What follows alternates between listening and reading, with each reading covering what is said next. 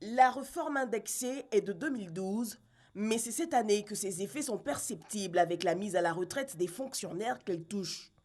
La loi fait passer l'âge de la retraite de 55 à 60 ans, voire 65 pour les grades les plus élevés.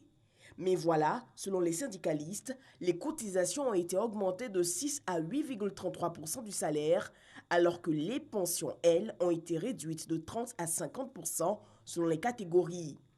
Face à la montée des revendications pour faire la lumière, le ministère de la fonction publique s'est prononcé. Les pensions servies avant la réforme étaient anormalement bonifiées par les majorations pour familles nombreuses, payées au titre des enfants de plus de 16 ans, sans limitation d'âge, alors que celles versées après la réforme sont conformes aux principes fondamentaux de gestion des organismes de sécurité sociale.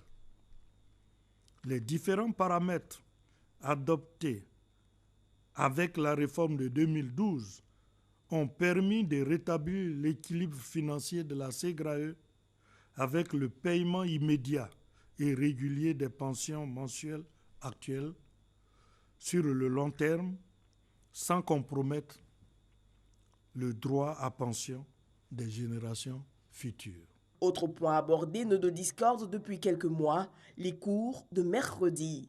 Après plusieurs discussions avec les syndicats et à leur demande, il a été créé un cadre de concertation pour analyser les observations qui pourraient être faites dans le sens de l'amélioration de cette mesure.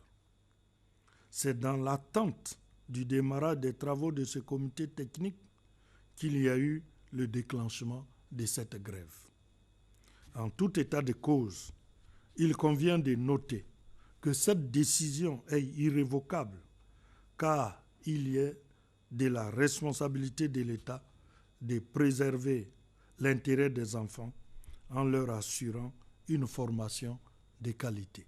Sur la question du paiement de la totalité des arriérés liés à l'indemnité de logement et la bonification indiciaire, le gouvernement rappelle l'apurement de la totalité des engagements actés et son non-accord à régler le stock résiduel non acté estimé à 243 milliards de francs CFA.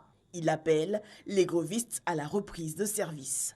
Le gouvernement demande à tous les fonctionnaires et agents de l'État qui ont fait la grève de reprendre immédiatement le travail sous peine des sanctions disciplinaires prévues par les dispositions en vigueur.